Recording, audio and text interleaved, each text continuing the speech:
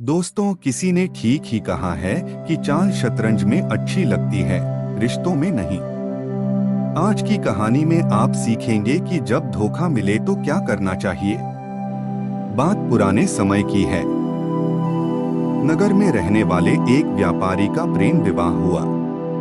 उन दोनों की जोड़ी इतनी सुंदर थी कि उन्हें पूरे नगर का सबसे सुंदर और आदर्श प्रेमी जोड़ा कहा जाता था। उनके प्रेम के किस्से पूरे नगर में मशहूर थे। उन दोनों के बीच इतना प्रेम था कि पूरे नगर में उनके प्रेम की मिसालें दी जाती थी। लोग कहते थे कि प्रेम हो तो इनके जैसा। उसे प्रेमी जोड़े के घर का एक नियम था, जिसके बारे में सारे नगर को पता था, और वह यह था कि जब रात में पूरे नगर की मसालें बुझ जाती थी, तब भी उनके घर के छत के ऊपर एक मसाला जलती रहती थी, और वह पूरी रात चलती थी। उनके इस प्रेम के बारे में उस राज्य के राजा रानी को भी मालूम था। उन्होंने भी उनके प्रेम के कई किस्से सुन रखे द। एक रात राजा साहब अपनी रानी के साथ महल की छत पर खड़े होकर आकाश निहार रहे द, चंद तारों को देख रहे द। उसके बाद नीचे अपने नगर को देखा। चारों तरफ अंधेरा था, लेकिन एक मकान की छत पर मशाल जल रही थी। दोनों ने एक दूसरे को देखा। उसके बाद चर्चा शुरू हुई इस बात पर कि उस व्यापारी का जो प्रेम विवाह हुआ है, लोग उन्हें एक आदर्श पति पत्नी का जोड़ा मानते हैं। लोग कहते हैं कि उनके बीच में अथाह प्रेम है। आखिर ये कैसे हो पा रहा है? ये शादी इतनी सफलतापूर्वक कैसे चल रही है? राजा ने कहा कि सारा जो साथ है वो पति दे रहा है। पूरी निष्ठा, त्याग और समर्पण पति की तरफ से है। पति बहुत समझदार है, इसकी वजह से यह रिश्ता इतना खूबसूरत है। रानी ने कहा, ऐसा नहीं है। पत्नी बहुत समझदार है, वह बहुत ही सुशील और संस्कारी है। उसे समझ है कि रिश्तों को कैसे संभालना है। उसकी वजह से यह रिश्ता इतनी खूबसूरती से आगे बढ़ रहा है। दोनों के बीच में बहस होने लगी। राजा ने कहा, वाद विवाद करने से कोई फायदा नहीं होगा। एक काम करते हैं, एक छोटी सी परीक्षा रखते हैं। रानी ने कहा, ठीक है, क्या करना है बताइए।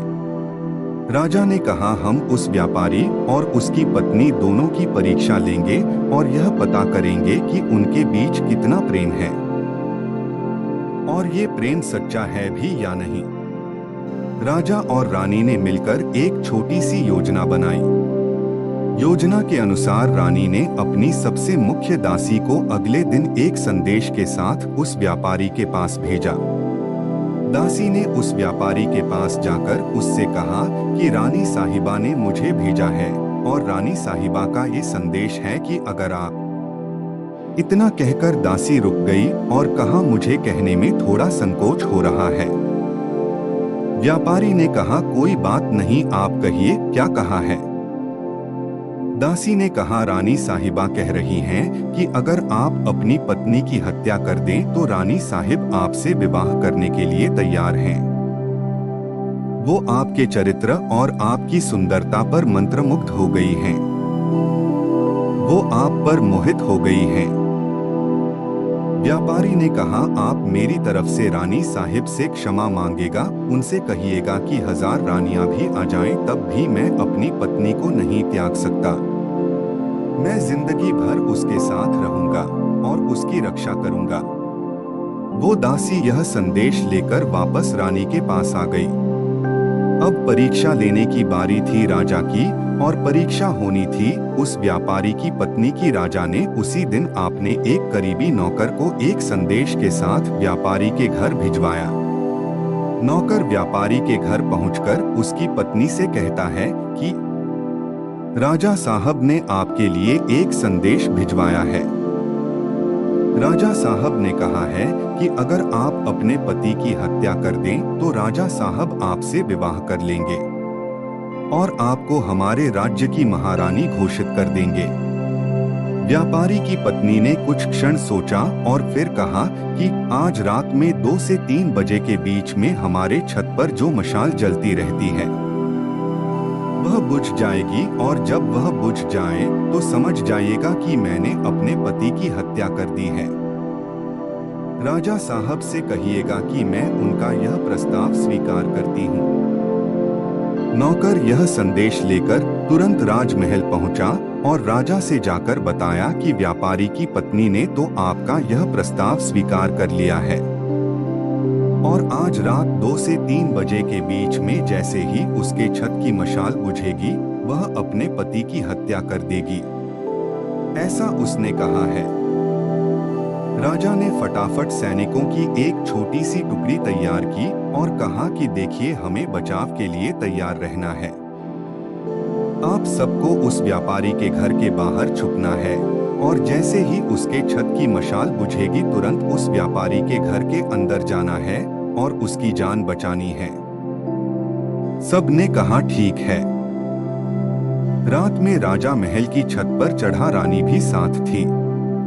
दोनों यह देख रहे थे कि क्या सच में मिसाल बुझेगी या नहीं। चौंकने वाली बात यह थी कि रात में 2 से 3 बजे के बीच मशाल बुझ गई। उस रात भी व्यापारी जब रोज की तरह दुकान से घर वापस आया तो खाना खाने के बाद वे सोने चले गए। सब कुछ वैसा ही चल रहा था जैसा रोज होता था, लेकिन रात में 2 से 3 बजे के बीच व्यापारी की पत्नी ने अपना कम कर दिया। उसने अपने तकिए के नीचे एक तेज धार वाला खंजर छुपा रखा था और मशाल बुझाते ही उसने उस खंजर से अपने ही पति की गर्दन काट दी। जैसे ही वह मशाल बुझी राजा के सैनिक तुरंत खिड़की तोड़कर व्यापारी के घर के अंदर गए। उन्होंने उसकी पत्नी को तो गिरफ्तार कर लिया, लेकिन व्यापारी की जान को नहीं बचा पाए। यह खबर सुनने के बाद उस रात राजा को नींद नहीं आई। सुबह उसका दिमाग गर्म था, गुस्से में था। उसे खुद के ऊपर ही क्रोध आ रहा था कि मैंने यह क्या कर दिया, यह क्या हो गया। उसका महिलाओं को देखने का मन नहीं कर रहा था। उसे स्त्री जाति से नफरत हो गई थी। उसे लग रहा था यह क्या धोखाबाजी हुई, ऐसा नहीं होना चाहिए था। राजा का क्रोध और मन उसके काबू से बाहर हो गया था। उसने अपने राज्य के सबसे बड़े और बुद्धिमान मंत्री को बुलवाया और कहा, सुनो, अभी मैं जंगल जा रहा हूँ शिकार करने और शाम को मेरे महल वापस आने से पहले हमारे राज्य में जितनी भी महिलाएं हैं उन सबके सर कटवा दो, उन्हें फांसी पर चढ़ा दो। नगर की एक भी औरत जिंदा नहीं बचनी चाहिए। यह मेरा आदेश है और तुम्हें यह करना ही होगा। इतना कहकर राजा घोड़े पर सवार होकर तेजी से जंगल की तरफ चला गया और यहाँ मंत्री के होश उड़ गए। उसे समझ नहीं आ रहा था कि क्या हो रहा है। राजा साहब ने यह क्या आदेश दे दिया है। उन्हें स्त्रियों से ही नफरत हो गई है। मंत्री अपने बूढ़े पिता के पास गया, जो कि एक समय में उस राज्य का मंत्री था, और जाकर कहा कि पिताजी, राजा पागल हो गया है। उसने आदेश दिया है कि राज्य में जितनी भी महिलाएं हैं उन सबके सर कटवा दो, सबको खत्म कर दो। राजा को नारी जाति से नफरत हो गई है। मंत्री का जो बूढ़ा पिता था उसने कहा, बेटा, सबसे पहले तो तुम छुप जाओ, क्योंकि शाम को जब राजा आएगा तो सबसे पहले वो गुस्सा तुम पर ही निकालेगा। मैं राजा साहब से बात कर लूंगा, तुम परेशान मत होना। शाम को राजा शिकार से वापस आया और आकर देखा कि उसके नगर में महिलाएं वैसे ही घूम रही हैं। सब रोज की तरह अपना काम कर रही हैं। यह देखकर राजा का गुस्सा और बढ़ गया। उसने अपने महल में मंत्री को ढूंढा और नहीं मिला तो उसके घर पहुंच गया। घर जाकर पूछा तो पता चला मंत्री वहां नहीं था। वहां था उस मंत्री का बूढ़ा पिता। मंत्री के बूढ़े पिता के पास राजा गया तो मंत्री के पिता ने कहा, राजा साहब की जय हो। कहीं राजा साहब कैसे आना हुआ। राजा तो क्रोध से भरा हुआ था। उसने कहा, तुम्हारा बेटा कहाँ गया? मैंने सुबह शिकार में जाने से पहले उसे एक आदेश दिया था। उसने माना नहीं। अब तो मैं सबसे पहले उसी का गला कटवाऊंगा। अब मुझे उससे नफरत हो रही है। मंत्री के बूढ़े पिता ने राजा से कहा, मुझे पता है कि आप क्यों परेशान हैं। आपके एक फैसले की वजह से एक निर्दोष व्यक्ति की जान चली गई और आपके सामने आपको जो लगता था कि प्यार वाला रिश्ता है, वो धोखेबाजी वाला रिश्ता निकाला। वो जो धोखा मिला है, आप उससे व्यथित हैं, दुखी हैं, परेशान हैं। इस धोखे वाली घटना ने आपको अंदर से इतना व्यतीत और परेशान कर दिया है कि आपको नारी जाति से नफरत हो गई है। आप सभी नारियों को खत्म कर देना चाहते हैं। राजा साहब, आपका आदेश माना जाए उससे पहले मैं आपको कुछ बताना चाहता हूँ। क्योंकि मैं आपके पिताजी के समय जब उनका राजपाट था तब उनका प्रधानमंत्री था, मैं आपको उस समय की एक घटना बताता हूँ। बस आप इस घटना को धैर्य से सुन लीजिए, आपको सब स्पष्ट हो जाएगा। राजा ने कहा, जल्दी बताइए जो भी बात आपके पास है। तो उसे मंत्री के बूढ़े पिता ने, जो एक समय में उसे राज्य का मंत्री भी था, उसने एक छोटी सी कहानी सुनाई। उसने कहा, राजा साहब, एक बार मैं आपके पिताजी के साथ शिकार के लिए निकाला था। हम रास्ता भटक गए थे। मैं जंगल में अंदर की तरफ चला गया। बाहर निकालने का कोई रास्ता नहीं मिल रहा था। तभी मैंने देखा कि एक योद्धा अपने घोड़े पर सवार होकर मेरे पास आया। एक रस्सी मुझ पर फेंकी और मुझे बांधकर अपने साथ ले गया। मैंने बहुत अपने को छुड़ाने की कोशिश की, लेकिन वह बहुत ताकतवर था। मुझे पता नहीं था कि कहाँ लेकर जा रहा है। वह मुझे कब्रिस्तान में लेकर गया। जब वह मुझे कब्रिस्तान में लेकर गया तो मुझे लगा कि आज तो मेरी मृत्यु निश्चित है। वहां एक कब्र थी। उस कब्र के पैरों की तरफ उसने एक गड्ढा खोदना शुरू किया और मुझसे कहा कि चुपचाप इस काम में मेरा साथ दो। हमने मिलकर के वहां 2 कमर खोदी। मुझे यह तो समझ आ गया था कि उनमें से एक में मुझे दफनाया जाएगा, मेरी मौत होनी निश्चित है। दूसरी में किसको दफनाया जाएगा मुझे पता नहीं था। वहीं पास में ही एक खंडहर घर था। वह जो योद्धा था वह फटाफट दौड़ के उस घर की छत पर गया। मैं भाग ना जाऊं इसलिए उसने मुझे घोड़े से बंद रखा था। खंडहर के छत पर पहुंचकर उसने एक सर कटी लाश वहां से नीचे फेंक दी। मैं डर गया क्योंकि वह जिसकी भी लाश थी, ऐसा लग रहा था कि अभी अभी उसकी हत्या की गई है। वह योद्धा उतरकर वापस नीचे आया और मुझसे कहा कि सुनो, इसको दफनाना है। वह जो एक कब्र वहां पहले से थी, उसके पैरों की तरफ वाले गड्ढे पर उस सर कटी लाश को दफना दिया गया। राजा साहब, मेरे तो हाथ पैर कांप रहे थे क्योंकि मुझे लग रहा था कि यह जो दूसरी कब्र है उसमें मेरा सर काटकर मुझे दफनाया जाएगा। लेकिन उस योद्धा ने अपने मुंह पर जो कपड़ा बंधा हुआ था उसे हटाया। वो एक जवान महिला थी, एक अत्यंत खूबसूरत कन्या थी।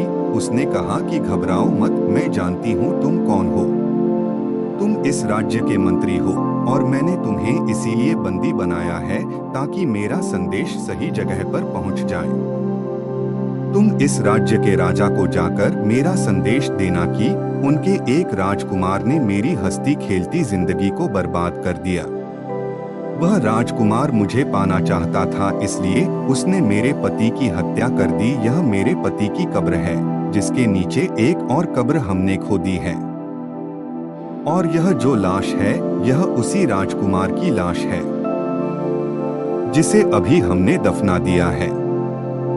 और उसके बाद वह बोलती चली गई कि अब मैं अपना गला काट रही हूँ, अपनी जान दे रही हूँ और अपने पति के पास वाली कब्र में हमेशा हमेशा के लिए, जब तक नामोनिशा रहे हमारा, तब तक के लिए दफना चाहती हूँ।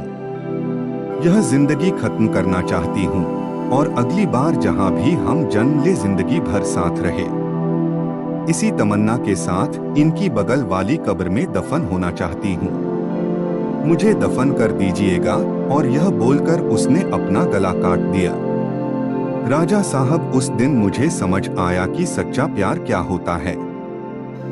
उस औरत ने अपनी जिंदगी कुर्बान कर दी अपने अमृत पति के लिए। उसने मुझे सिखाया कि सच्चा प्यार क्या होता है।